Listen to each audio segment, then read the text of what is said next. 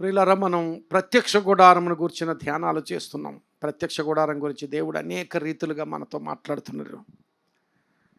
పోయిన వారం ఆ ప్రత్యక్ష గుడారపు తెరలను గురించి ధ్యానం చేసాం. ప్రత్యక్ష గుడారం మీద 4 లేయర్స్గా ఈ తెరలు ఉంచబడ్డాయి. గడిచిన వారం ఈ ఔటర్ లేయర్ అన్నిటికంటే పైన ఉన్న పొర సముద్రవత్సల తోళ్లతో చేయబడిన తెర. ఈ తెరను గురించి ధ్యానం చేసాం. అలాగే పోయిన వారం పొట్టేల తోళ్లతో చేయబడి ఎర్ర రంగు వేయబడిన ఈ తోళ్ల గురించి కూడా ధ్యానం చేసాం. 2 పొరలు, ఈ పొరలు రెండింటిని పైకప్పు అన్నారు. ప్రత్యక్ష గుడారానికి పైకప్పు. అలాగే మరొక 2 పొరలు ఉన్నాయి. ఈ 2 పొరలను పైకప్పు అనలేదు, తెరలు అన్నారు. ఈ 2 పొరలను తెరలు అన్నారు. ఇది మేక వెంట్రుకలతో చేయబడిన లేయర్, ఇది పొర.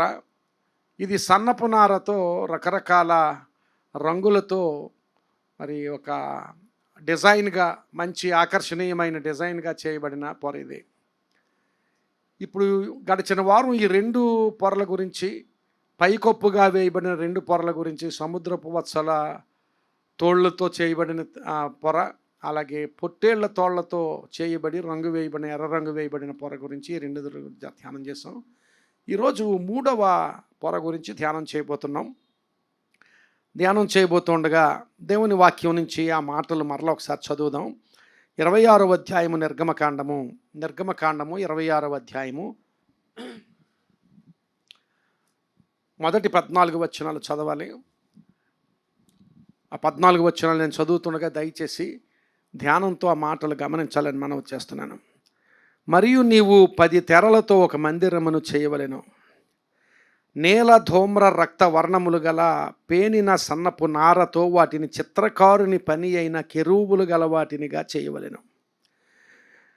ప్రతి తెర పొడుగు 28 మూరలు, ప్రతి తెర వెడల్పు 4 మూరలు. ఆ తెరలన్నిటికీ ఒకటే కొలత. 5 తెరలను ఒకదానితో ఒకటి కూర్చవలెను. మిగిలిన 5 తెరలను ఒకదానితో ఒకటి కూర్పవలెను. తెరల కూర్పు చివరను మొదటి తెర అంచున నీలి నూలుతో కొలుకులను చేయవలెను. 2వ కూర్పు నందలి వెలుపలి తెర చివరను అట్లు చేయవలెను. ఒక తెరలో 50 కొలుకులను చేసి ఆ కొలుకులు ఒకదానినొకటి తగులుకొనున్నట్లు ఆ 2వ కూర్పు నందలి తెర అంచున 50 కొలుకులను చేయవలెను. మరియు 50 బంగారు గుండీలను చేసి ఆ గుండీల చేత ఆ తెరలను ఒకదానితో ఒకటి కూర్పవలెను. అది ఒకటే మందిరమగును. మరియు మందిరము పైన గుడారముగా మేక వెంట్రుకలతో తెరలు చేయవలెను. 11 తెరలను చేయవలెను. ప్రతి తెర పొడుగు 30 మూరలు, వెడల్పు 4 మూరలు. 11 తెరల కొలత ఒకటే. 5 తెరలను ఒకటిగాను, 6 తెరలను ఒకటిగాను ఒకదానికొకటి కూర్పవలెను. 6వ తెరను గుడారపు ఎదుటి భాగమున మడవవలెను. తెరల కూర్పునకు వెలుపలనున్న తెర అంచున 50 కొలుకులను, 2వ కూర్పునందలి తెర అంచున 50 కొలుకులను చేయవలెను. మరియు 50 ఇత్తడి గుండీలను చేసి ఒకటే గుడారమగునట్లు ఆ గుండీలను ఆ కొలుకులకు తగిలించి దాని కూర్పవలెను. ఆ గుడారపు తెరలలో మిగిలి వ్రేలాడు భాగము, అనగా మిగిలిన సగము తెర మందిరము వెనక ప్రక్క మీద వ్రేలాడవలెను. మరియు గుడారపు తెరల పొడుగులో మిగిలినది ఈ ప్రక్కన 1 మూరయు ఆ ప్రక్కన 1 మూరయు మందిరమును కప్పుటకు ఈ ప్రక్కను ఆ ప్రక్కను దాని ప్రక్కల మీద వ్రేలాడవలెను. మరియు ఎర్ర రంగు వేసిన పొట్టేళ్ల తోళ్లతో పైకప్పును, దానికి మీదుగా సముద్రవత్సల తోళ్లతో పైకప్పును చేయవలెను. ఈ 14వ వచనంలో చెప్పబడిన పైకప్పును గురించి గత వారం ధ్యానం చేసాం. ఇప్పుడు ఆ తర్వాత లోపల లేయర్స్ మనం బయట నుంచి లోపలికి ధ్యానం చేస్తున్నాం. బయట వేయబడిన పైకప్పు మొట్టమొదటి సముద్రవత్సల తోళ్లతో చేసింది, దాని గురించి ధ్యానం చేస్తాం. తర్వాత లోపల ఉన్నది అది కనిపించేది, అది పొట్టేళ్ల తోళ్లతో, ఎర్ర రంగు వేసిన పొట్టేళ్ల తోళ్లతో చేయబడింది. ఇప్పుడు 3వ పొరను గురించి ధ్యానం చేయబోయే ముందు ఈ పొరలతో చేయబడిన ఈ మందిరం 4 పొరలు, దాని లోపల ఒక కట్టడం ఉంది కదా.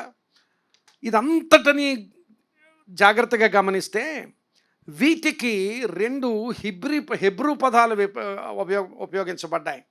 ఈ మందిరం అంతటిని కలిపి చెప్పడం కోసం 2 హీబ్రూ పదాలు ఉపయోగించబడ్డాయి.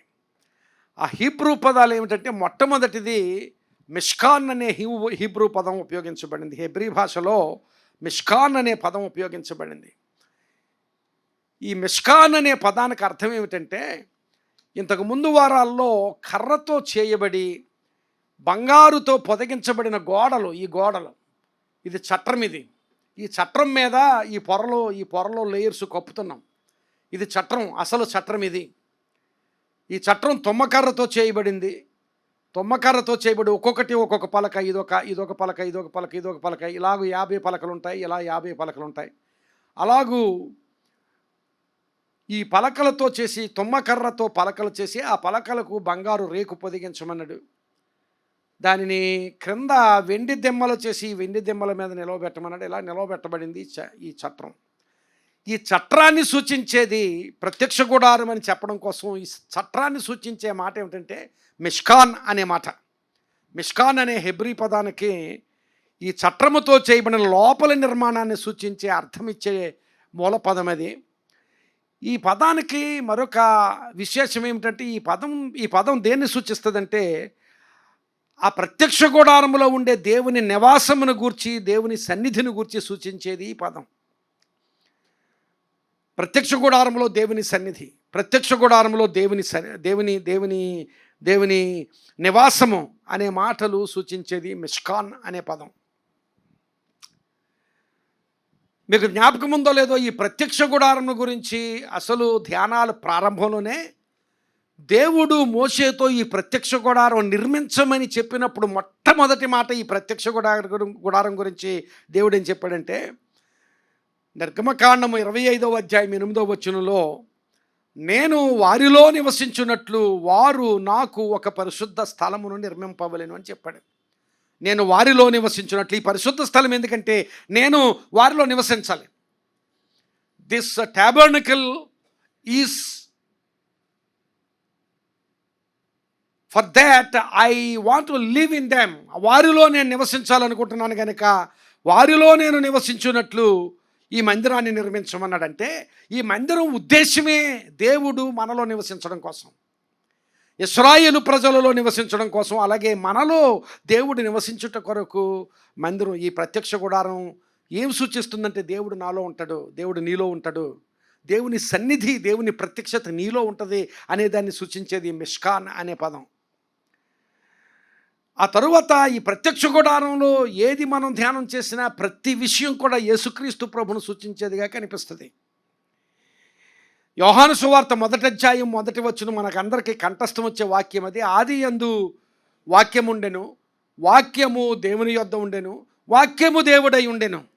అంటే యేసుక్రీస్తు ప్రభు వాక్య స్వరూపిగా యేసుక్రీస్తు ప్రభు చెప్పబడ్డాడు. ఆదియందు వాక్యం ఉండెను, వాక్యము దేవుని యొద్ద ఉండెను, వాక్యమే దేవుడై ఉన్నాడు. ఆ తర్వాత అదే అధ్యాయం 14వ వచనంలో, 1వ అధ్యాయం యోహాను సువార్త 14వ అధ్యాయంలో, ఆ వాక్యము శరీరధారి అయి, అంటే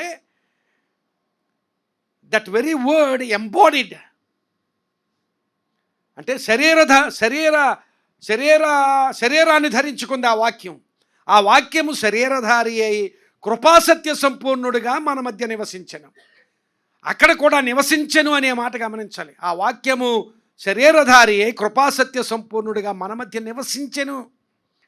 యేసుక్రీస్తు ప్రభు మన మధ్య, మనలో నివసించడానికి ఈ లోకంలో వాక్య స్వరూపంలో ఉన్న ప్రభువు మన మధ్య, మనలో నివసించడానికి ఈ లోకంలో వచ్చిన స్థితిని గురించి ఆ వాక్యం మాట్లాడుతుంది. అదే ఈ ప్రత్యక్ష గుడారం. నేను వారిలో నివసించున్నట్లు, అలాగే ఆయన నివసించెను అనే మాట ఇక్కడ. నేను వారిలో నివసించున్నట్లు పరిశుద్ధ స్థలం నిర్మించమని అక్కడ చెప్పాడు దేవుడు నిర్గమకాండంలో. ఇక్కడ యేసుక్రీస్తు ప్రభు వారి మధ్య నివసించెను అనే మాట గమనించాలి. ఈ నివసించెను అనే మాట దగ్గర ఇంగ్లీష్ తర్జుమాల్లో, కొన్ని తర్జుమాల్లో, అన్ని తర్జుమాల్లో కాదు కానీ, యోహాను సువార్త 1వ అధ్యాయం 14వ వచనంలో ఆ వాక్యము శరీరధారి అయి కృపాసత్య సంపూర్ణుడిగా మన మధ్య నివసించెను అన్న చోట ఇంగ్లీష్ తర్జుమాల్లో, కొన్ని తర్జుమాల్లో, నేను ట్రీ ఆఫ్ లైఫ్ వెర్షన్ అని ఒక వెర్షన్ ఉంది, ఆ వెర్షన్ నుంచి నేను చదువుతున్నాను. And the word became flesh, ఆ వాక్యం శరీరధారి అయింది. The word became flesh and tabernacled among us అన్నాడు. ఆయన శరీరధారి అయి మన మధ్య నివసించెను అన్న చోట హీ టాబర్నకల్డ్ అమాంగ్ us, మన మధ్య పర్ణశాల ఆయను, మనలో గుడారమాయను. ఆయన గుడారం వేసుకున్నాడట. నీలో ఆయన గుడారం వేసుకున్నాడు, నాలో ఆయన గుడారం వేసుకున్నాడు. అలాంటి దేవుని సన్నిధి నీలో ఉండగలిగేటట్లు, ఆయన నీలో ఉండగలిగేటట్లు ఈ ప్రత్యక్ష గుడారాన్ని నిర్మించమని దేవుడు మాట్లాడు. ప్రియులారా గమనించాలి, ఈ ప్రత్యక్ష గుడారంలో మనం చాలా ప్రస్ఫుటంగా చూసేది ఏమిటంటే ఆయన సన్నిధి నీలో ఉండుట, ఆయన సన్నిధి నాలో ఉండుట. యేసుక్రీస్తు ప్రభు ఈ లోకంలోనికి రావడానికి కారణమే ఆయన నీలో ఉండడానికి, నాలో ఉండడానికి. So that he can live and he can dwell and he can tabernacle in you and in me. మనం among us అనడం కంటే కూడా in you and in me అనుకుంటే ఇంకా ఆశీర్వాదకరంగా ఉంటుంది. మన మధ్య అనడం కంటే కూడా మనలో నివసించడానికి. ప్రత్యక్ష గుడారం యొక్క ఉద్దేశమే ఆయన మనలో నివసించడానికి. ప్రియులారా, ప్రత్యక్ష గుడారం చూసినప్పుడు ఒక సంతోషకరమైన అనుభవం కలగలేదు. ఏంటంటే ఆ ప్రత్యక్ష గుడారం చూసినప్పుడు నాలో యేసు ఉన్నాడు, నాలో యేసు ఉండడానికే ఆ ప్రత్యక్ష గుడారం నిర్మించబడింది. నాలో యేసు ఉన్నాడు, ఆయన నివసిస్తాడు, ఆయన నాలో గుడారం వేసుకున్నాడు. He tabernacled among us, he tabernacled in us, మనలో ఆయన గుడారము. ఆ ప్రత్యక్ష గుడారంలో మిష్కాన్ అనే మాటలో అలాంటి గొప్ప అనుభవం కనిపిస్తోంది. తరువాత రెండవ మాట ఏమిటంటే హిబ్రూ భాషలో రెండవ మాట ఓహెల్ అనే మాట ఉపయోగించబడింది. ఓహెల్ అనే మాటకు గుడారం అని అర్థం. అంటే ఆ నిర్మాణం పైన కర్రతో చేయబడిన చట్రం, ఆ నిర్మాణం పైన వేయబడిన తెరలో పైకప్పును సూచించేది ఓహెల్ అనే మాట. ఈ రెండు కలిస్తేనే మొత్తం ప్రత్యక్ష గుడారం, అంతే కదా. ఆ చట్రం లేకుండా ఈ కప్పులు కప్పినా నిలబడం. అంటే ఒక రకంగా చెప్పాలంటే ఆ చట్రం స్కెలిటన్, ఆ పైన స్కిన్, ఫ్లెష్ అండ్ స్కిన్ ఏమిటంటే ఈ తెరలో పైకప్పులుని. మన శరీరంలో ఎముకలు లేకుండా శరీరం ఇలాగ నిలబడదు. నిలబడ్డమంటే ఎముకలు ఉన్నాయి కనుక ఆ ఎముకలే ఆ చట్రం, చుట్టూ కట్టబడిన చట్రం. ఫ్లెష్ అండ్ స్కిన్ ఏమిటంటే మన చర్మం, మాంసం ఏమిటంటే ఆ కప్పబడిన తెరలో ఆ పైన పైకప్పు. అలాగే ఓహెల్ అనేది తెరలు పరవబడిన పై తెరవబడిన రెండు పొరల తెరలు, పైన కప్పబడిన రెండు పొరల పైకప్పును సూచించేది ఓహెల్ అనే మాట. ఈ ఓహెల్ అనే మాటకు అసలు అర్థం ఏమిటంటే కలుసుకొనుట అని అర్థమట. To meet, to encounter. Encounter అంటే మనం ఆ ఎన్కౌంటర్ కాదండి. ఎన్కౌంటర్ అంటే కలుసుకోవడం అని, ఎదుర్కోవడం. నాకు ఆయన ఎదురొచ్చాడు అంటాం, ఆయన నన్ను కలుసుకున్నాడు అంటాం, అది ఎన్కౌంటర్.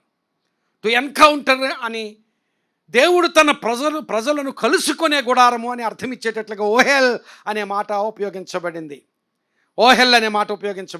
ఒకసారి నిర్గమకాండము 29వ అధ్యాయము 42 నుంచి 46 వచనం వరకు చదివి 44 వచనం వరకు చదువుదాం.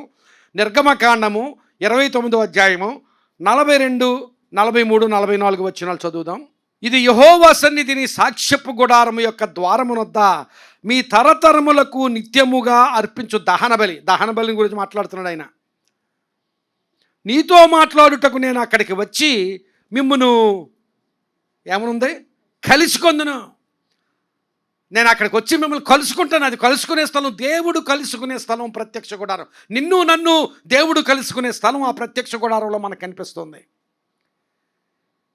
దేవుడు నిన్ను కలుసుకునే స్థలం, దేవుడు నన్ను కలుసుకునే స్థలం. నిజానికి అది మనం కేవలం చెవులతో వినడం కాకుండా అది అనుభవించగలిగితే, if you receive it as an experience. కలుసుకోవడం అంటే ఎలా అంటే, ఒక ఉదాహరణ చెబుతాను. దమస్కు మార్గంలో సౌలు ప్రయాణం చేసి వెళ్తుంటే యేసుక్రీస్తు ప్రభు అక్కడ పట్టుకున్నాడు సౌల్ని. అలాగూ యేసుక్రీస్తు ప్రభు సౌలును కలుసుకున్నాడు.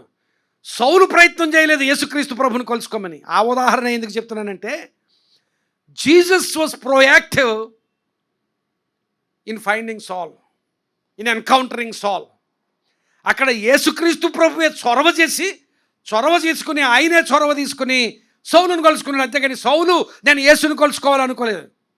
యేసే సౌలును కలుసుకున్నాడు.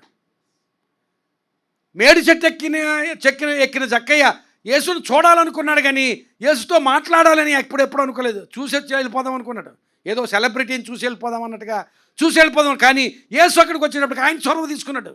Jesus was proactive in calling జక్కయ్యస్.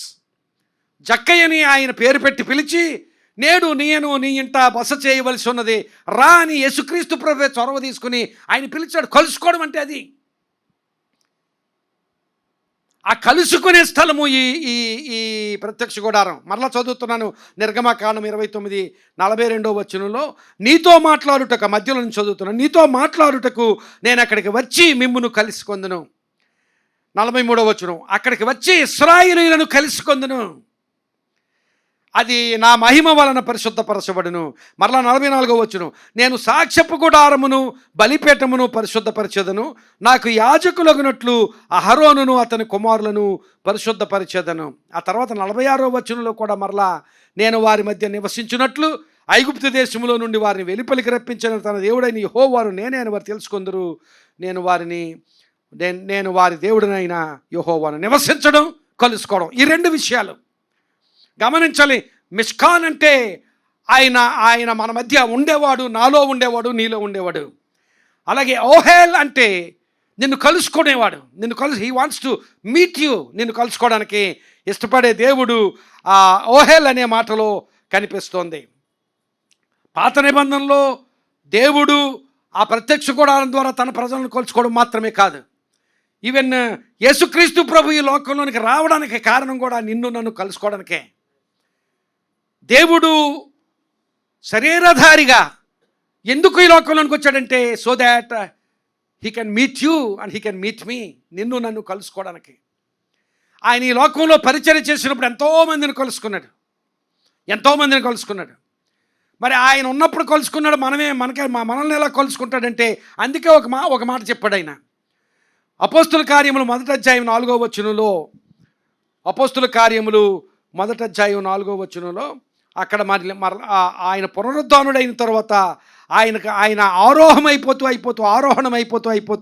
అంటే పరలోకానికి వెళ్ళిపోతూ అక్కడ శిష్యులను కలుసుకుని, అక్కడ 120 మంది అక్కడ మేడగదిలో కలుసుకున్న వారిని ఆయన 4వ వచనంలో ఆయన వారిని కలుసుకొని ఎలాగో ఆజ్ఞాపించెను, మీరు యెరూషలేము నుంచి వెళ్ళక నా వలన వినిన తండ్రి యొక్క వాగ్దానము కొరకు కనిపెట్టండి. పరిశుద్ధాత్ముడిని మీకోసం పంపించబోతున్నాను. ఆ పరిశుద్ధాత్ముడు కూడా ఎందుకు వస్తాడంటే మిమ్మల్ని కలుసుకోవడానికి. నేను వెళ్ళిపోయినా మీరు అనాథలుగా విడిచిపెట్టబడడం లేదు. You are not going to be orphans.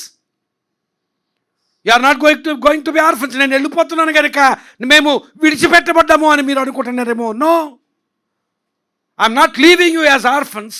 మిమ్మల్ని అనాథలుగా విడిచిపెట్టడం లేదు, మీకు ఆదరణకర్తను పంపిస్తున్నాను మీతో ఉండడం కోసం. మిమ్మల్ని కలుసుకుంటాడు ఆయన వచ్చి. అసలు దేవుని ఉద్దేశ్యము ఏదైనా ఉన్నదా మానవుల పట్ల అంటే ఆయన మనల్ని కలుసుకోవడమే. He wants to meet you. ఇంకొక హెబ్రీ భాషలో తోరాలో సాధారణంగా మనకు కనిపించే ఇంకొక మాట ఏమంటే ఓహెల్ మోఎద్ అనే మాట. ఓహెల్ మోఎద్ అంటే టెంట్ ఆఫ్ మీటింగ్ అని. ఇప్పుడు మనం చదువుకున్న వాక్య భాగంలో కూడా అక్కడ 29వ అధ్యాయం 42వ వచనంలో ఒకసారి ప్రజెంట్ చేయమ్మా మాట. 29వ అధ్యాయం 42వ వచనంలో అక్కడ యెహోవా సన్నిధిని సాక్ష్యపు గుడారము యొద్ద ద్వారమునొద్ద అన్నాడు. చాలాసార్లు సాక్ష్యపు గుడారము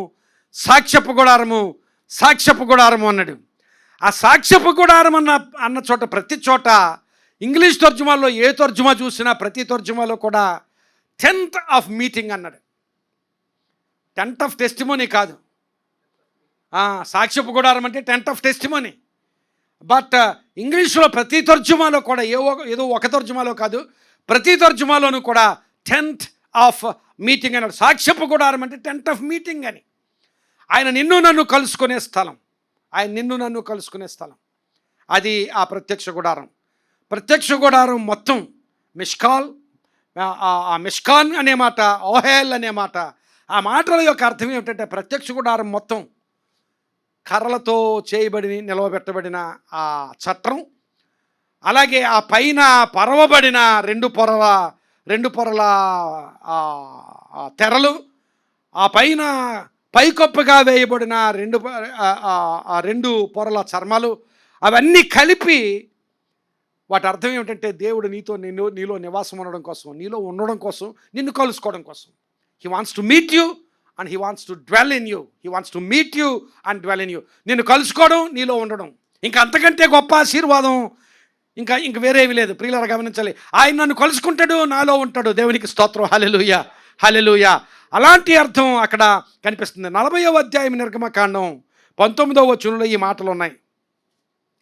40వ అధ్యాయము 19వ వచనంలో, మందిరము మీద గుడారమును పరచి దానిపైన గుడారపు కప్పును వేసెను.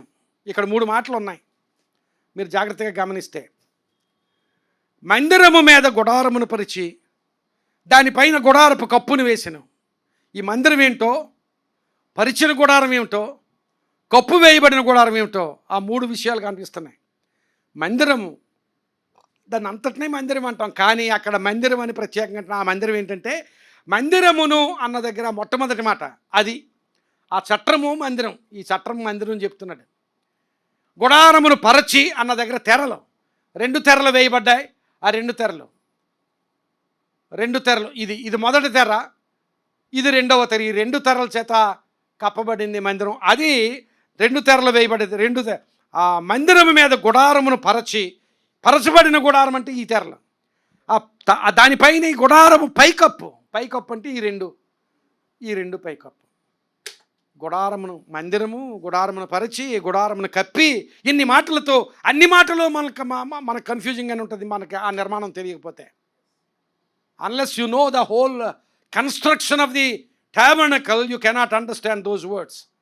కనుక మందిరము అనగానే అక్కడ ఆవచనులో, అన్ని చోట్ల కాదు, ఆవచనులో మందిరం అంటే ఆ కర్రతో చేయబడిన చట్రం. అలాగే పరచింది ఏంటంటే, పరచిన గుడారం ఏమిటంటే ఆ తెరలు, 2 పొరల తెరలు. అలాగే పైకప్పుగా వేయబడిన గుడారం ఏమిటంటే ఆ పైకప్పుగా వేయబడిన ఆ 2 తెరలు, రెండు చర్మాలు. అదంతా కలిపి 2 మాటల్లో చెప్పబడే మిష్కాన్ అండ్ ఓహెల్. మిష్కాన్ అండ్ ఓహెల్ అంటే ఆయన నిన్ను కలుసుకొని నీతో ఉండేవాడు, నీలో నివాసం ఉండేవాడు, నీలో ఆయన తను ప్రత్యక్షపరుచుకునేవాడు అని అర్థం. ఇప్పుడు 7వ వచనాన్ని మన మూలవాక్యంలో 26వ అధ్యాయం నిర్గమకాండం 7వ వచనం చదువుతున్నాను. మరియు మందిరము పైన గుడారముగా మేక వెంట్రుకలతో తెరలు చేయవలెను. 11 తెరలను చేయవలెను. మేక వెంట్రుకలతో చేయాలి, 11 తెరలు చేయాలి. ప్రియులరా, ఈ వెంట్రుకలతో తెర చేయడం, ఆ తెర దాని మీద పరవడం గమనించాలి. ఇది ఆ దినాల్లో ఇశ్రాయేలీయుల మధ్య చాలా సాధారణంగా జరిగేది. వాళ్ళు అలాంటి గుడారాల్లో నివసించేవారు. ఎలాంటి గుడారం అంటే, ఇప్పుడు ఇశ్రాయేలీయులు ఆ ప్రయాణం చేస్తున్నప్పుడు గుడారాలు వేసుకునేవారు. ఆ గుడారాలే దేంతో చేయబడ్డాయి అంటే చర్మంతో. ఇప్పటిలాగా మనకులాగా ప్లాస్టిక్ లేదు అప్పుడు. ఇప్పట్లాగా ప్లాస్టిక్ షీట్లు, లేకపోతే మనం రకరకాల షీట్స్తో టెంట్స్ వేసుకుంటున్నాం. అప్పట్లో ఆ షీట్స్ లేవు. వాళ్ళు గుడారం వేస్తే చర్మాలతో చేయబడిన గుడారం. ఆ చర్మాలకు కూడా వాళ్ళు ఆ వెంట్రుకలు తీయకుండా చర్మాలతో, ఆ చర్మం మీద వెంట్రుకలు ఉండగానే దాన్ని గుడారంగా చేసుకుని, ఎన్ని చర్మాలు కావాలంటే ఆ చర్మాలు కలుపుకొని దాన్ని గుడారంగా చేసుకుని దాని మీద వెంట్రుకలు ఉండేవి అన్నమాట. అందుకని ఒక సేయింగ్ ఏమిటంటే, Israelites live in houses of hair అని చెప్పేవారట. హౌసెస్ ఆఫ్ హెయిర్, వెంట్రుకలు గల ఇళ్లలో నివసిస్తారు వాళ్ళు. అంటే పైన గుడారం అంతా కూడా వెంట్రుకలతో కప్పబడి ఉంటుంది. అలాగే ఈ ప్రత్యక్ష గుడారాన్ని చూసి ఇశ్రాయేలు ప్రజలు అన్నారట, even hour God lives in house of hair అని చెప్పారట. మనం ఎలాగైతే వెంట్రుకలు కలిగిన గుడారాల్లో నివసిస్తున్నామో, మన దేవుడు కూడా వెంట్రుకలతో నిర్మించబడిన గుడారంలో మన దేవుడు కూడా నివసిస్తాడు అని ఆ ఇశ్రాయేలీయులు అంటూ ఉండేవారట. అలా మాత్రమే కాదు, కాపరులు, అప్పట్లో మంద కాపరులు, గొర్రెల కాపరులైనా గొర్రెలను మేకలను కాచుకునే కాపరులు, వాళ్ళు ఈ గొర్రె చర్మంతోనూ మేక చర్మంతోనూ చేయబడిన చొక్కాలు కానీ కోట్లు కానీ వేసుకునేవారట. వాటి మీద ఆ రోమాలు ఉండగా, ఆ రోమాలు తీసేసి సూపర్ ఫైన్గా దాన్ని తయారు చేసి, మనకులాగా ఇప్పుడు మనం కూడా లెదర్ జాకెట్స్, లెదర్ షూస్ వేసుకుంటున్నాం. ఆ లెదర్ చాలా సూపర్ ఫైన్గా తయారు చేసిన లెదర్ వేసుకుంటున్నాం మనం. వాళ్ళు ఏంటంటే ఆ చర్మం మీద వెంట్రుకలు ఉండగానే ఆ వెంట్రుకలతో చొక్కాయిలా కుట్టించి, ఆ వెంట్రుకలతోనే కోట్స్లా కుట్టించుకుని వేసుకున్నాం. ఎందుకు అంటే ఆ గొర్రెలు ఆ కాపర్ని చూసినప్పుడు ఆ గొర్రెలు కాపర్తో ఐడెంటిఫై అవ్వడం కోసం, కాపర్ కూడా మా అలానే ఉన్నాడు అని గొర్రెలు కాపరితో ఐడెంటిఫై అవ్వడం కోసం, గొర్రెలు కాపరితో ఆయన కూడా మావాడే అనిపించేటట్లుగా, అలాగే గొర్రెల కాపరులు అలాంటి కోట్స్ వేసుకునేవారట. అది ఒకవేళ ఈయన వేసుకుంటే మాత్రం గొర్రెలు అలా అనుకుంటాయా అనేది ఒకవేళ మీకు సెంటిమెంట్ లాగా అనిపించవచ్చు. ఇది ఛాందసం సెంటిమెంట్ అనిపించవచ్చు. The idea may be sentiment, the idea may be sentimental, but the ideal can be seen in Jesus. ఆలోచన సెంటిమెంట్గానే అవ్వచ్చు, ఛాందసంగానే ఉండొచ్చు, తాదస్థంగానే ఉండొచ్చు. ఆలోచన ఛాదస్థంగా ఉన్నప్పటికీ ఆదర్శం యేసులో కనిపిస్తుంది. ఎందుకంటే గొర్రెల కాపరి గొర్రెల్లా కనిపించాలని ఎలాగైతే ఈ మేకతోళ్ళు ఈ గొర్రెల తోళ్ళతో చొక్కా చేయించుకున్నాడో, అలాగే ఆయన యేసుక్రీస్తు ప్రభు నీలాగా నాలాగా కల్పించుకోవడానికి ఇందాక కూడా చదివాం. ఆయన శరీరధారి అయి నా శరీరాన్ని ఆయన ధరించుకొని, నీ శరీరాన్ని ఆయన ధరించుకొని నీలాగా నాలాగా కనపడేవాడుగా ఈ లోకంలోనికి యేసుక్రీస్తు ప్రభు రావడం ఆ ప్రక్రియలో కనిపిస్తుంది. దేవునికి స్తోత్రం చెప్దాం. హల్లెలూయా, హల్లెలూయా. హెబ్రీయులకు రాసిన పత్రిక 2వ అధ్యాయం 16-17 వచనాల్లో ఆయన ఎంతమాత్రమును దేవదూతల స్వభావము ధరించుకొనక అబ్రహాము సంతాన స్వభావమును ధరించుకొని ఉన్నాడు. పాపములకు పరిహారము కలుగు చేయుటకై ఆయన దేవుని సంబంధమైన కార్యములలో కనికరమును నమ్మకము గల ప్రధాన యాజకుడి నిమిత్తము, అక్కడ ఒక మాట ఉంటుంది, అన్ని విషయములలో తన సహోదరుల వంటి వాడు కావలసి వచ్చెను. దేవుని కుమారుడు నా వంటి వాడు కావలసి వచ్చెను. ఎందుకంటే ఆయన నాతో ఐడెంటిఫై అవ్వడానికి, ఆయన నీతో ఐడెంటిఫై, మన వంటి వాడిగా, మనలాంటి వాడిగా, శరీరధారిగా. ఆది యందు వాక్యం ఉండెను, వాక్యము దేవుని యొద్ద ఉండెను, ఆ వాక్యం ఆయన, వాక్యమై ఉన్న దేవుడు శరీరధారిగా నా వంటి శరీరాన్ని ధరించుకొని నాకులా ఉండడం కోసం, నీకులా ఉండడం కోసం సహోదరుల వంటి వాడు, మన వంటి వాడు కావలసి వచ్చెను. యేసుక్రీస్తు ప్రభు మన వంటి వాడు కావలసి వచ్చెను. ఈ మేక వెంట్రుకలతో చేయబడిన చర్మం, ఈ మేకలు సాధారణంగా పాత నిబంధన కాలంలో మేకలు పాప పరిహారార్థ బలి కోసం ఉపయోగించేవారు. ఒకసారి లేవీయ కాండము 9వ అధ్యాయం 3వ వచనం చూస్తే, లేవీయ కాండం 9వ అధ్యాయం 3వ వచనంలో ఈ మాటలు ఉన్నాయి. నేను ఇశ్రాయేలీయులతో మీరు యెహోవా సన్నిధిని బలి అర్పించున్నట్లు పాప పరిహారార్థ బలిగా నిర్దోషమైన మేకపిల్లను, దహన బలిగా నిర్దోషమైన ఏడాది దూడను, గొర్రె పిల్లను, ఆ తర్వాత మిగిలిన బలుల గురించి చెబుతున్నాడు. యెహోవా సన్నిధిని మీరు బలి అర్పించున్నట్లు పాప పరిహారార్థ బలిగా నిర్దోషమైన మేకపిల్లను అర్పించమన్నాడు. మేకపిల్ల ఎందుకంటే పాప పరిహారార్థ బలి, పాపం పరిహారం కావాలంటే మేకపిల్లని అర్పించాలి. అది ఒక్కచోట కాదు, చాలా చోట్ల లేవీ కాండంలో మనకు తారసపడుతుంది. పాప పరిహారార్థ బలిగా మేకపిల్ల, పాప పరిహారార్థ బలిగా మేకను అర్పించాలని. ఈ మేక ఎందుకు గుర్తంటే పాప పరిహారానికి గుర్తు. అది మేక వెంట్రుకలతో చేయబడిన ఆ పొర, ఆ పాప పరిహారం, ఆ ప్రత్యక్ష గుడారంలో యేసులో మనకు కనిపించే మరొక లక్షణం ఏమిటంటే మన పాపాన్ని పరిహరించడానికి ఆయన నిన్ను కలుసుకుని నీతో ఉండడానికి వచ్చిన దేవుడిగా ఆయన ప్రత్యక్షపరచబడుతున్నాడు. ఆ మేక వెంట్రుకలతో చేయబడిన ఆ పొరలో, ఆ తెరలో గమనించాలి. యేసుక్రీస్తు ప్రభు ఆయన రక్షించబడిన వారి గురించి, రక్షించబడని వారి గురించి, పరలోకంలోకి వెళ్ళే వారి గురించి, పరలోకంలోనికి వెళ్ళని వారి గురించి మాట్లాడుతూ మత్తయి సువార్త 25వ అధ్యాయంలో ఆయన ఇలా చెప్పాడు. ఒకసారి చదువుదాం ఆ మాటలు. మత్తయి సువార్త 25వ అధ్యాయము 32 నుంచి 34వ వచనం వరకు. మత్తయి సువార్త 25వ అధ్యాయము 32 నుంచి 34 వరకు. అప్పుడు సమస్త జనములు ఆయన ఎదుట పోగు చేయబడుదురు. దేవుని ఎదుట చివరిలో ఆయన ఎదుట, దేవుని ఎదుట పోగు చేయబడుదురు. గొల్లవాడు మేకలలో నుండి గొర్రెలను వేరుపరచున్నట్లు ఆయన వారిని వేరుపరిచి, దేవుడు వేరుపరుస్తాడట. అందరూ ఆయన ముందు తీర్పు కోసం నిలవబడినప్పుడు ఆయన రెండు గుంపులుగా మొత్తం ప్రజలందరినీ కూడా రెండు గుంపులుగా వేరుపరుస్తాడట. ఎలా వేరుపరుస్తాడు? గొర్రెలను మేకలను వేరుపరిచినట్లు. గొల్లవాడు అంటే గొర్రెల కాపరి ఎలాగైతే మేకల్ని గొర్రెల్ని వేరుపరుస్తాడో అలా వేరుపరుస్తాడట. వేరుపరిచి అప్పుడు రాజు తన కుడివైపున ఉన్న వారిని చూచి 32వ వచనం, గొల్లవాడు మేకలలో నుండి గొర్రెలను వేరుపరచున్నట్లు ఆయన వారిని వేరుపరిచి తన కుడివైపున గొర్రెలను ఎడమవైపున మేకలను నిలవబెట్టును. కుడివైపున గొర్రెల్ని ఎడమవైపున మేకల్ని నిలబెడతాడట.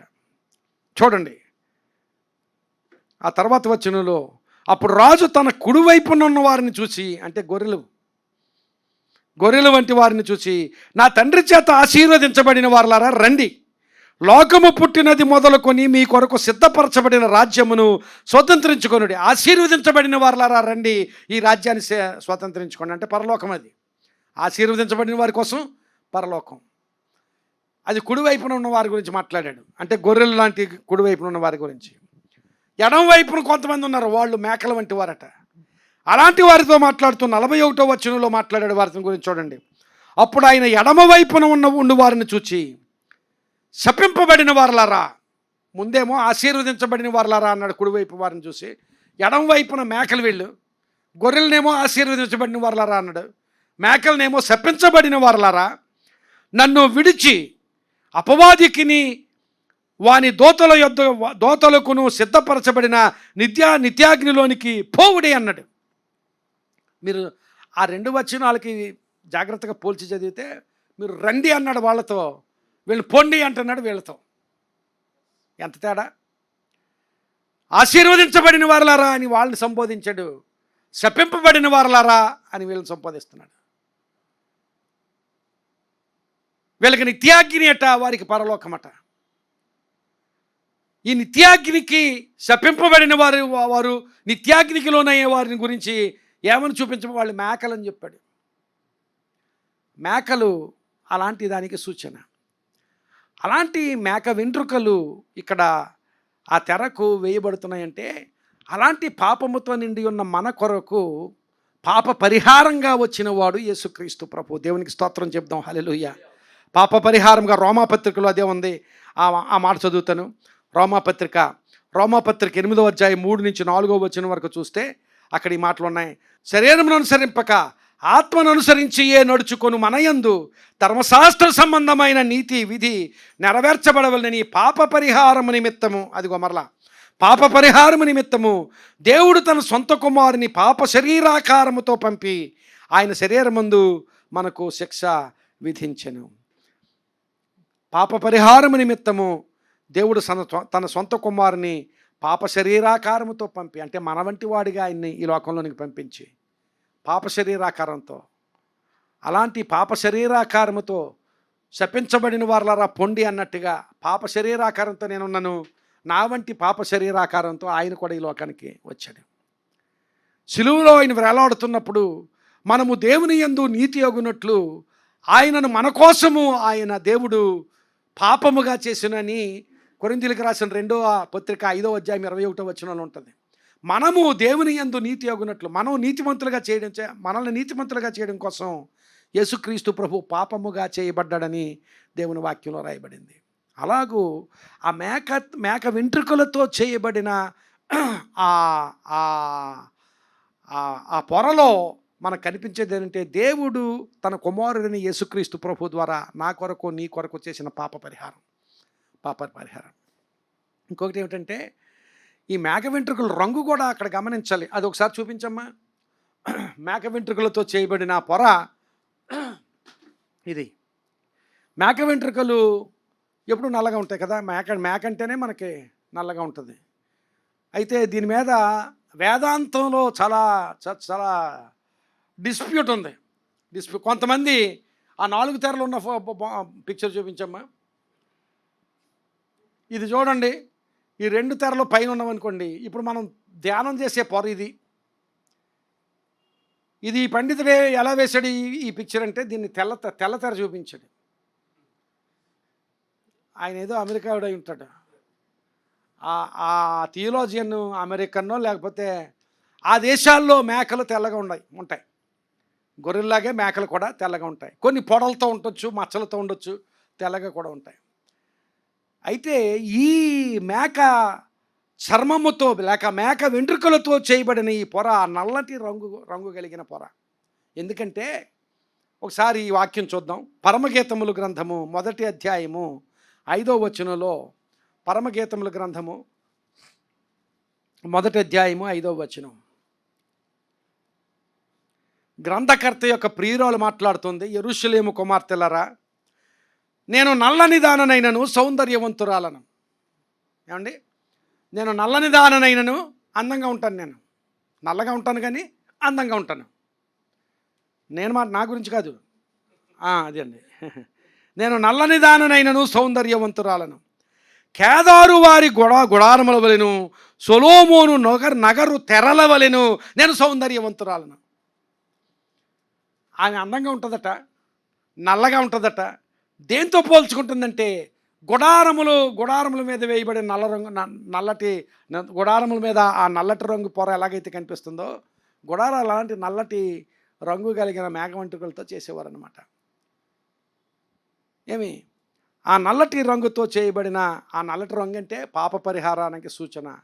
పాపము పాప పరిహారానికి సూచన. మేక వెంట్రుకలతో చేయబడిన తెరలు వాటి రంగును చూసినట్లయితే యేసుక్రీస్తు ప్రభు ద్వారా నీ కొరకు నా కొరకు పాప పరిహారం చేయబడినట్లుగా దేవుని వాక్యంలో మన పాప పరిహారం నిమిత్తము ఆయన పాప శరీరాకారముతో వచ్చి ఆయన మన పాపానికి పరిహారం చేసిన స్థితి అక్కడ కనిపిస్తుంది. ఈ తెరల గురించి మరొక విషయం ఏమిటంటే, ఈ ప్రత్యేకమైన ఈ తెర గురించి, మేక వెంట్రుకలతో చేయబడిన తెర గురించి 8వ వచనంలో 7వ వచనంలో ఉంది. మందిరము పైని గుడారంలో మేక వెంట్రుకలతో తెరలు చేయవలను, 11 తెరలను చేయవలెను. 11 తెరలను చేయవలెను.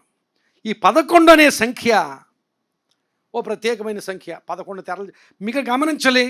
ఈ ప్రత్యక్ష గుడారంలో ఏది కూడా 11 తెరలు చేయమనలేదు. ఇది ఒక్కటే చేయమన్నాడు. మిగిలినవన్నీ 10 తెరలు చేయమన్నాడు. పైకొప్పగా వేయబడినవి, అలాగే ఈ పొర క్రింద వేయబడే పొరలో కూడా 10 తెరలే చేయమన్నాడు. కానీ దీని ఒక్కదాన్నే 11 తెరలు చేయమన్నాడు. గమనించాలి. ఈ 11 అనే సంఖ్య బైబిల్లో చాలా గలిబిలికి సూచనగా ఒక వాక్యం చూపిస్తాను. ఆదికాండము 37వ అధ్యాయము 6వ వచనం నుండి చదివితే అక్కడ యోసేపు, పాత నిబంధనలో యోసేపు కలలు కన్నాడు. We know Joseph was a dreamer. కలలు కన్నాడు ఆయన. ఆ కలలు కని అన్నదమ్ములతో చెప్పాడు. 6వ వచనం నుంచి చదువుతున్నాను. అతడు వారిని చూచి, యోసేపు వారిని చూచి, నేను కనిన ఈ కలను మీరు దయచేసి వినుడి. మరలా దయచేసి అన్నాడు. నేను కనిన ఈ కలను మీరు దయచేసి వినుడి. అదేమనగా, మనము చేనులో పనలు కొట్టుచుంటిమి, నా పన లేచి నిలుచుచుండగా మీ పనలు నా పనను చుట్టుకొని నా పనకు సాష్టాంగపడినని చెప్పాను. యోసేపుతో పాటు మొత్తం పిల్లలు ఎంతమంది యాకోబుకి అంటే 12 మంది. 12 మందిలో 11వ వాడు యోసేపు. ఒకడు యోసేపు అనుకోండి పోనీ. ఇప్పుడు ఈయన పన లేచి నిలబడ్డదట. మిగిలిన అన్నదమ్ముల పనులన్నీ కూడా సాష్టాంగపడి ఉన్నాయట. అంటే మిగిలిన పనులు ఎన్ని ఉన్నాయి? 11 పనులు. 11 పనులు సాష్టాంగపడ్డాయని చెప్పాడో లేదో, ఆ తర్వాత ఇంకో కళ వచ్చింది ఆయనకి. ఆ కళ కూడా చెప్పాడు. ఈ కళ చెప్పిన వెంటనే వాళ్ళు పగబెట్టారు, అన్నదమ్ములు పగబెట్టారు, అతని మీద అసూయపడ్డారు, పగబెట్టారు. 8వ వచనం, అందుకు అతని సహోదరులు, నీవు నిశ్చయముగా మమ్మను ఏలేదవా, మా మీద నీవు అధికారి వగుదువా అని అతనితో చెప్పి, అతని కళను బట్టి, అతని మాటలను బట్టి అతని మీద మరింత పగబెట్టరు.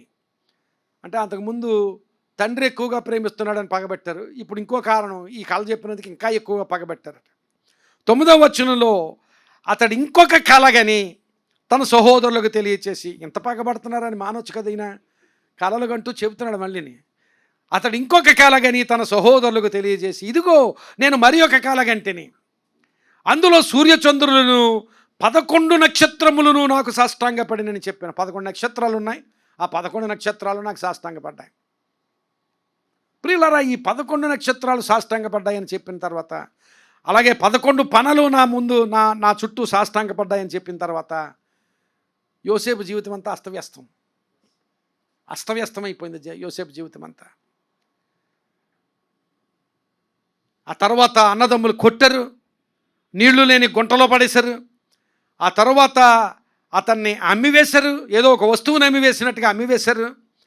ఆ కొనుక్కున్న వాళ్ళు మరలా ఐగుప్తు దేశం తీసుకుని వెళ్ళి అక్కడ వాళ్ళు మరో రెండోసారి అమ్మేశారు. అలాగ అమ్ముడైపోయిన తర్వాత అక్కడ ఒక బానిసగా బ్రతికడు. అలాగే చెరసాలను అనుభవించాడు, చాలా శ్రమలను అనుభవించాడు. ఉన్నతమైన స్థితికి వెళ్ళాడు, కానీ ఆ ఉన్నతమైన స్థితి ఊరికే రాలేదు ఆయనకి. చాలా చాలా చాలా అస్తవ్యస్తమైపోయింది ఆయన జీవితం అంతా. 11 తర్వాత అంతా అస్తవ్యస్తమే. ఆ 11 అని చెప్పకుండా ఉంటే బాగుండేది. 11 తర్వాత అంత అస్తవ్యస్తమైపోయింది. ఈ 11 సంఖ్య దేవుని వాక్యంలో అస్తవ్యస్తమైన పరిస్థితిని సూచించేదిగా మనకు కనిపిస్తుంది.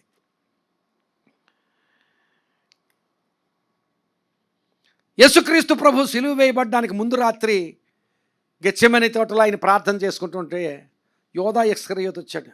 వచ్చి ముద్దు పెట్టుకుని ఆయన్ని అప్పగించేశాడు. అప్పగించేసి ఆయన వెళ్ళిపోయాడు. వెళ్ళిపోయిన తర్వాత యేసుప్రభుకు శిష్యులు ఎంతమంది మిగిలారు? 11 మంది. ఆ పస్కా నుంచి మరలా పెంతుకోస్తు వరకు అస్తవ్యస్తమే కదా. ఆ 11 మంది జీవితం అస్తవ్యస్తం. యేసుక్రీస్తు ప్రభు సిలువ వేయబడ్డాడు. సిలువ వేయబడిన తర్వాత ఒక రకమైన భయం. ఆ తర్వాత ఆయన పునరుద్ధానుడైనా కనబడినా ఏదో ఒక అయోమయం కదా. కనబడినా ఎన్నిసార్లు ప్రత్యక్షమైనా ఏదో ఒక అయోమయం. మరలా పెంతుకోస్తులో మరలా బలపడ్డారు. అంతవరకు అయోమయమైన పరిస్థితి, అస్తవ్యస్తమైన స్థితి. కనిపించిన తర్వాత కూడా మరలా అయోమయమే. ఆయన నేను అయ్యానయ్యా అని ఆయన కనిపించినప్పటికీ కూడా అయోమయమే, అస్తవ్యస్తమే. వారి జీవితం పెంతుకోస్తు వరకు 50 దినాలు కూడా అస్తవ్యస్తమే. పస్కా నుంచి పెంతుకోస్తు వరకు శిష్యుల అస్తవ్యస్తమైన స్థితిని మనం చూస్తాం. ప్రియులారా గమనించాలి. 11 అస్తవ్యస్తానికి సూచన, 12 మరలా సంపూర్ణతకు సూచన.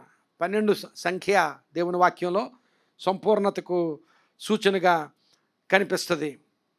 ఇలాంటి అస్తవ్యస్తమైన స్థితిని గురించి సూచించేది ఈ 11. గమనించాలి, 11 తెరలు అంటున్నాడు. 11 భాగాలుగా చేసి 5 భాగాలు ఒకటి చేయమన్నాడు. 6 భాగాలు 5 భాగాలు కలిపి ఒక తెరగా చేయమన్నాడు. అలాగే 6 భాగాలు కలిపి ఒక తెరగా చేయమన్నాడు. అన్నీ కలిపితే మొత్తం 11 తెరలు అవుతాయి. 11 తెరలు అన్నీ, మిగిలినవన్నీ కూడా, మిగిలిన 3 లేయర్స్ కూడా 10 చెప్పాడు. ఇది ఒక్కటే 11 చెప్పాడు. ఏది? మేక వెంట్రుకలతో చేయబడిన ఈ తెర 11 తెరలు, 11వ తెర చెప్పాడు. ప్రియులారా గమనించాలి, ఈ అస్తవ్యస్తమైన స్థితిలోనికి దేవుడు రాగలడు అనే సూచనకు ఈ 11వ తెర చూపిస్తున్నాడు.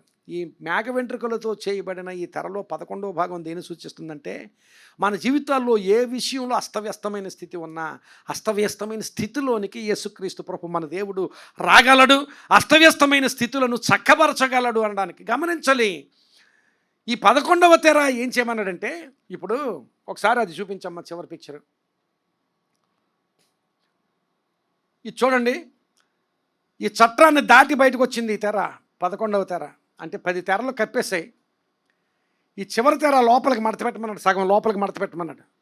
సగం లోపలికి మడత పెట్టిన తర్వాత ఈ చట్రాన్ని దాటి బయటకు వచ్చింది. గమనిస్తున్నారు ఇక్కడ? ఆ చట్రాన్ని దాటి బయటకు వచ్చిందే ఈ రౌండ్ చేసి చూపిస్తున్నాడు ఇక్కడ.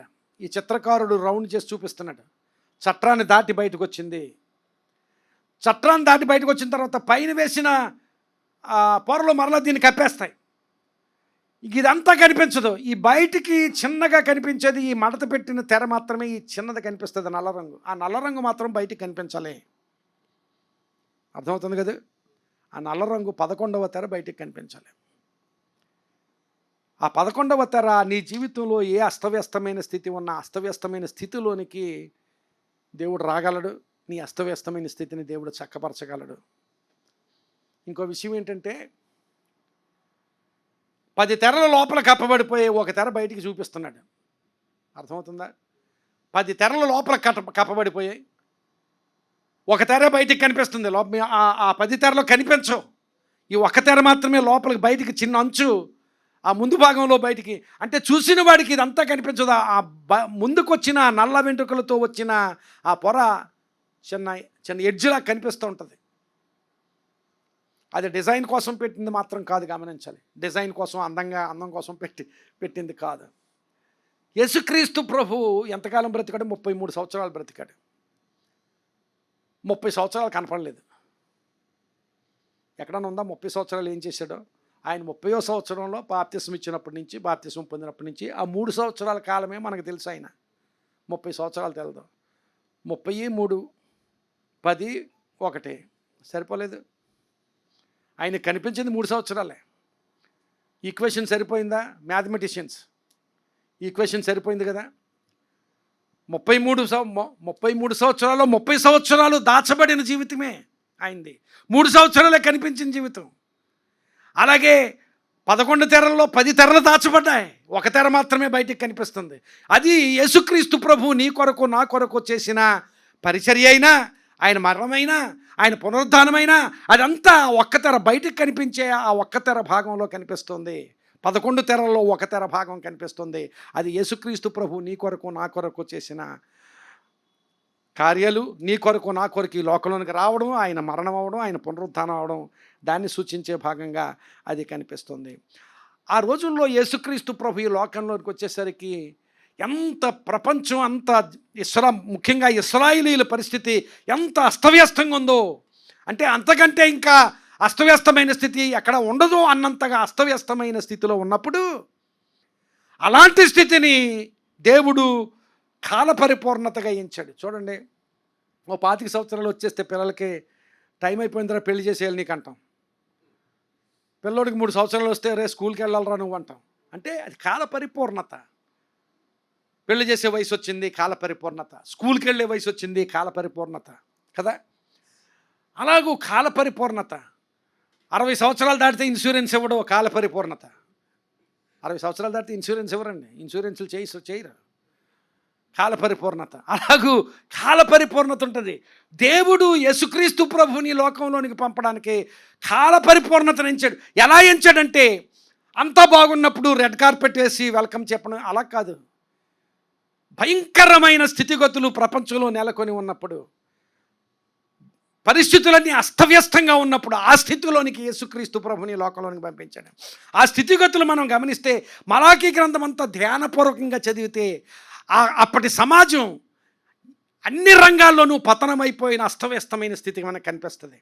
మలాకీ గ్రంథంలో త్వరగా ఒక 3-4 నిమిషాల్లో చెప్తాను. మలాకీ గ్రంథం 1వ అధ్యాయము 6 నుంచి 8 వచనాల వరకు చూస్తే యాజకులే దేవునిని తృణీకరించిన స్థితి కనిపిస్తుంది.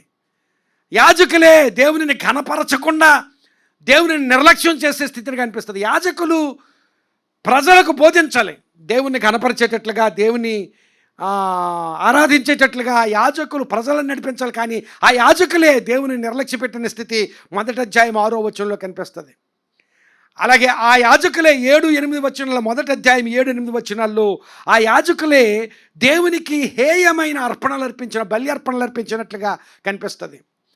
దేవుడు ఆ బలి అర్పణలు వ్యవస్థీకరించినప్పుడు నిర్దోషమైన వాటిని అర్పించాలి అని చెబితే, వీళ్ళు గుడ్డిదానిని కుంటిదానిని తీసుకుని వచ్చి బలి అర్పణ అర్పించేవారు. బలి అర్పణల్లో విఫలమైపోయారు.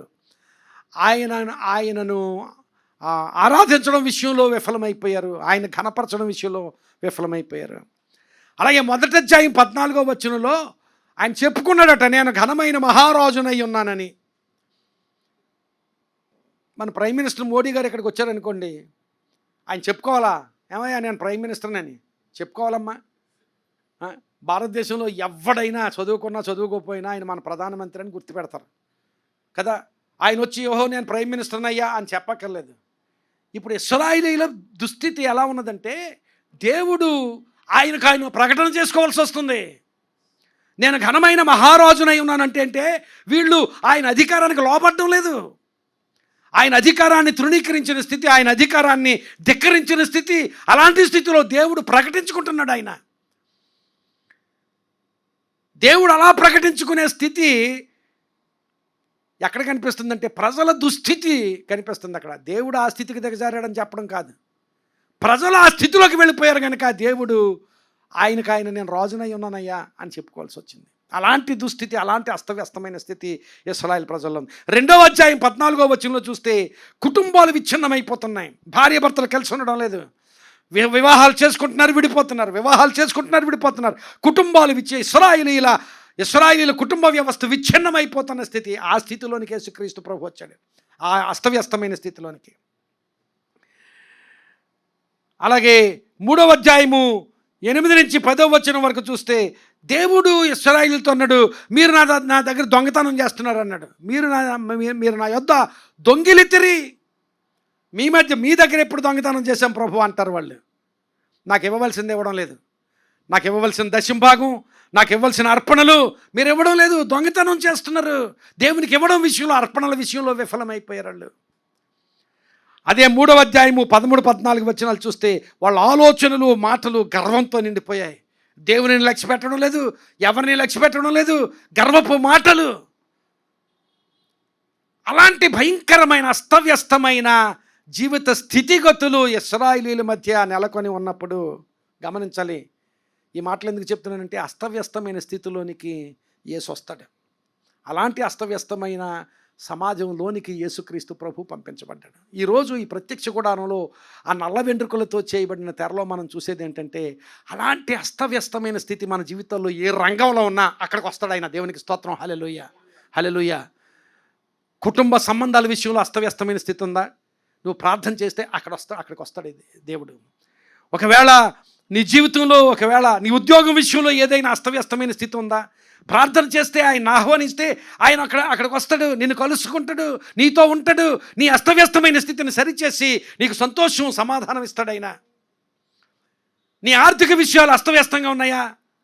ఆయనకు నీ జీవిత స్థితిని అప్పగించుకుంటే ఆ స్థితిలో ఆయన అక్కడికి వచ్చి నిన్ను కలుసుకొని నీ పరిస్థితిని చక్కబరుస్తాడు ఆయన. నీ ఆరోగ్య విషయంలో అస్తవ్యస్తమైన స్థితి ఉందా? నీ స్థితిని ఆయనకు అప్పగించుకుంటే ఆయన వచ్చి కలుసుకుని నీ పరిస్థితిని చక్కపరచగలడు ఆయన. నీ అస్తవ్యస్తమైన స్థితిలోనికి దిగివచ్చు దేవుడు, నీ దేవుడు. దేవునికి స్తోత్రం. హల్లెలూయా. అలాంటి స్థితిని ఆ మేక వెంట్రుకలతో చేసిన ఆ చర్మం చూపిస్తోంది. ఏ అస్తవ్యస్తమైన స్థితి ఉన్నా ప్రియులరా, నీ దగ్గరకు వచ్చి నిన్ను కలుసుకుని నిన్ను బాగు చేసే దేవుడు, నీ జీవితాన్ని సరిచేసే దేవుడు. ఈరోజు అనేక రీతులుగా మనతో దేవుడు మాట్లాడాడు. అసలు ప్రత్యక్ష గుడారం అంటేనే ఆయన నిన్ను కలుసుకోవడానికి వచ్చి నీలో ఉండు దేవుడు. మిష్కాన్ అండ్ ఓహెల్. ఓహెల్ అంటే ఆయన కలుసుకోవడానికి వచ్చేవాడు, మిష్కాన్ అంటే నీలో ఉండువాడు. ఆయన నిన్ను కలుసుకుని నీలో ఉండడానికి ఇష్టపడుతున్న దేవుడు. నీవు ఆహ్వానిస్తే, నీ హృదయాన్ని తెరిస్తే, నీ జీవిత ద్వారాలు తెరిస్తే ఆయన నిన్ను కలుసుకుని నీలో ఉండడానికి ఇష్టపడే దేవుడు.